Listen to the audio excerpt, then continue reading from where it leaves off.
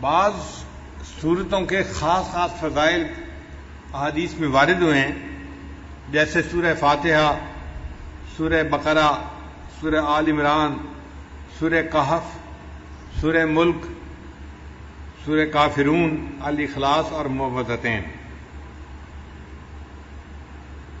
حضرت برار رضی اللہ عنہ روایت کرتے ہیں، ایک صحابی تھے جو اپنے گھر میں سورہ کہف کی تلاوت اونچی کر رہے تھے۔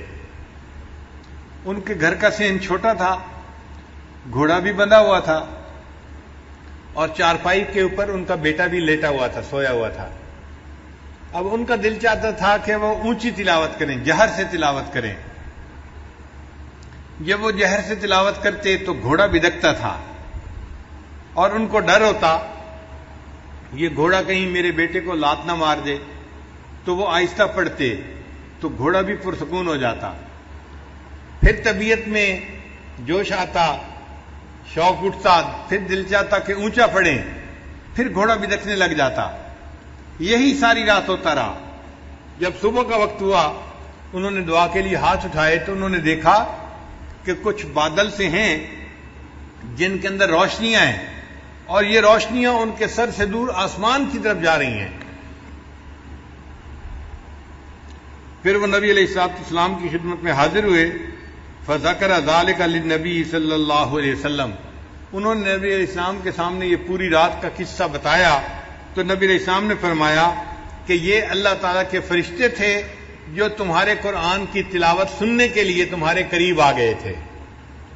اگر تم تلاوت کرتے رہتے تو مدینے کے لوگ اپنی آنکھوں سے اللہ کے فرشتوں کو دیکھ لیتے۔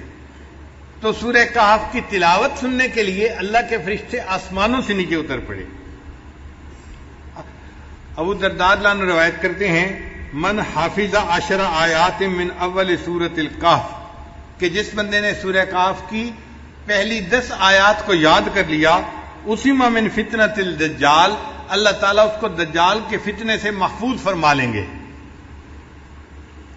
پھر معاذ رضی اللہ عنہ فرماتے ہیں کہ نبی علیہ السلام نے ارشاد فرمایا، من قرأ اول سورۃ الکہف وآخرها کانت لہ نورا من قدمہ الی رأسہ، کہ جس نے سورہ کہف شروع میں تلاوت کی اس کے لیے قدموں سے لے کے سر تک نور ہوگا۔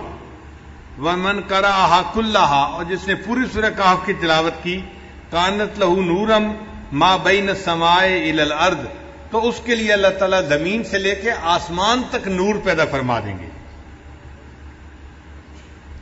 سیدہ صدیقہ رضی اللہ عنہا فرماتی ہیں، من قرأ من سورۃ الکہف 10 آیات، جس نے سورہ کہف میں سے 10 آیات پڑھیں عند منامہ، سونے سے پہلے، اسم من فتنۃ الدجال، اللہ تعالیٰ اس کو دجال کے فتنے سے محفوظ فرمائیں گے۔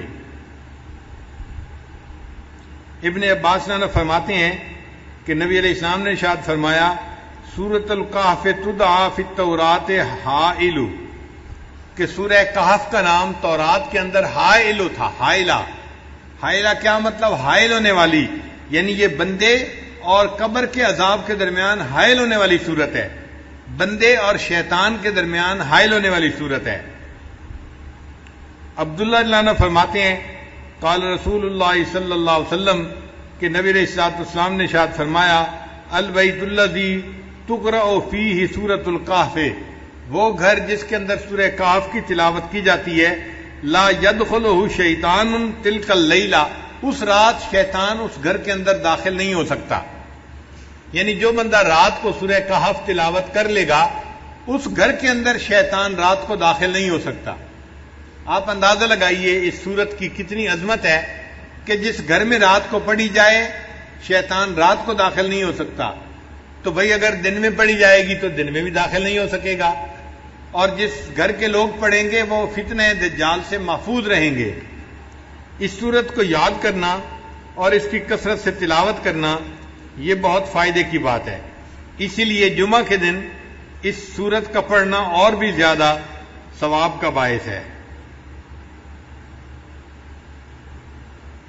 نبی علیہ السلام نے ارشاد فرمایا کہ سورہ کہف کو جمعہ کے دن تلاوت کیا کرو، تو ہم سورہ کہف کی بھی تلاوت کریں جمعہ کے دن، اور اس کو یاد کر کے پڑھنے کی کوشش کریں تاکہ اللہ تعالیٰ ہمیں شیطان سے بھی بچائے اور جو دجال ہے اللہ تعالیٰ اس کے فتنے سے بھی ہمیں محفوظ فرمائے۔